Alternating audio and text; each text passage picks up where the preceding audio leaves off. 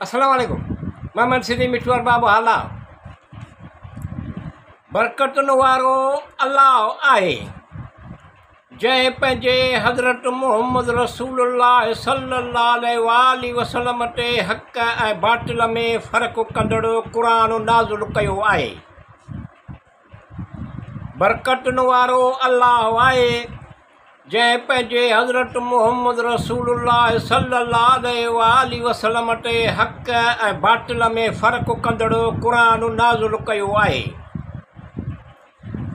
दुनिया वारनि यानी जिन्ननि ऐं इंसाननि लाइ डिॼारींदड़ ऐं ख़ुशख़बरी ॾींदड़।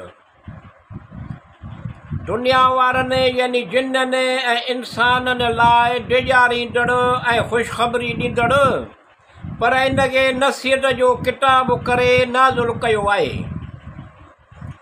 बरकतुन वारो अल्लाह आहे जंहिं पंहिंजे हज़रत मुहम्मद रसूलुल्लाह सल्लल्लाहु अलैहि वसल्लम ते हक़ ऐं बातिल में फ़र्क़ु कंदड़ क़ुरान नाज़िल कयो आहे। उन शख़्स लाइ जेको अल्लाह खां डिॼे थो ऐं उन ज़ात जे तरफ़ां नाज़िल कयल आहे। उन शख़्स लाइ जेको अल्लाह खां डिॼे थो ऐं उन ज़ात जे तरफ़ां नाज़िल कयल आहे जंहिं ज़मीन ऐं आसमाननि खे ख़लक़ियो आहे ऐं जेको रोज़ी ॾींदड़ ऐं अर्श ते क़ाइमु आहे। बरकतुन वारो अल्लाह आहे जंहिं पंहिंजे हज़रत मुहम्मद रसूलुल्लाह सल्लल्लाहु अलैहि वसल्लम ते हक़ ऐं बातिल में फ़र्क़ु कंदड़ क़ुरान नाज़िल कयो आहे।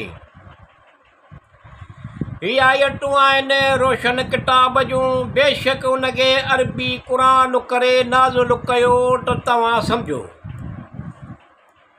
हीअ आयतूं आहिनि रोशन किताब जूं, बेशक उनखे अरबी क़ुरान करे नाज़िल कयो त तव्हां सम्झो। इहो आला शान वारो किताब क़ुरान कंहिं शक जी जाइ नाहे, उन में हिदायत आहे। बरकतुन वारो अल्लाह आहे जंहिं पंहिंजे हज़रत मुहम्मद रसूलुल्लाह सल्लल्लाहु अलैहि वसल्लम ते हक़ ऐं बातिल में फ़र्क़ु कंदड़ क़ुरान नाज़िल कयो आहे।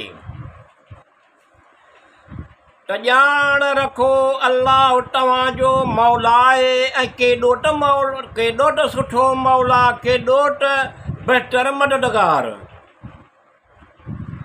त ॼाण रखो अल्लाह तव्हांजो मौला आहे ऐं केॾो त सुठो मौला, केॾो त बहितर मददगार।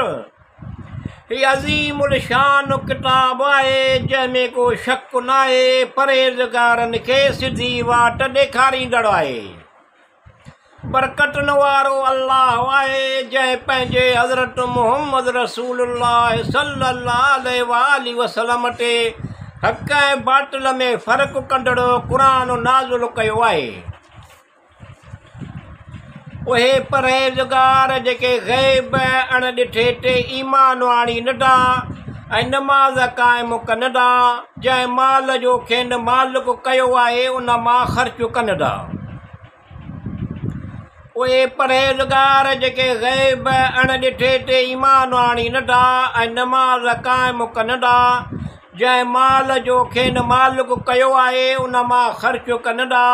ऐं पैगम्बर सल्लल्लाहु अलैहि वसल्लम जेके ईमान आणीनि था उन ते जेको पैगम्बर सल्लल्लाहु अलैहि वसल्लम ते नाज़िल कयो वियो आहे। बरकतुन वारो अल्लाह आहे जंहिं पंहिंजे हज़रत मुहम्मद रसूलुल्लाह सल्लल्लाहु अलैहि वसल्लम ते हक़ ऐं बातिल में फ़र्क़ु कंदड़ क़ुरान नाज़िल कयो आहे। बेशक अल्लाह ऐं संदसि फ़रिश्ता मलाइक पैगम्बर नबी सल्लल्लाहु अलैहि वसल्लम ते दुरूद यानी सलात सगोरी पढ़नि था। ऐं मोमिनो तव्हां बि मुंहिंजो दुरूद यानी सलवात सगोरी पढ़ो ऐं संदसि चङी तरह ताबेदारी करियो। बेशक अल्लाह ऐं संदसि फ़रिश्ता मलाइक पैगम्बर नबी सल्लल्लाहु अलैहि वसल्लम ते दुरूद यानी सलवात सगोरी पढ़नि था। ऐं मोमिनो तव्हां बि मुंहिंजो दुरूद यानी सलवात सगोरी पढ़ो ऐं संदसि चङीअ तरह ताबेदारी करियो। शुक्र ऐं एहसान ऐं सारा अल्लाह लाइ आहे जेको जहाननि जो पालणहार आहे, रोज़ी ॾींदड़ रहम कंदड़ आहे। बरकतन वारो अल्लाह आहे जंहिं पंहिंजे हज़रत मुहम्मद रसूलुल्लाह सल्लल्लाहु अलैहि वसल्लम ते हक़ ऐं बातिल में फ़र्क़ु कंदड़ क़ुर नाज़िल कयो आहे।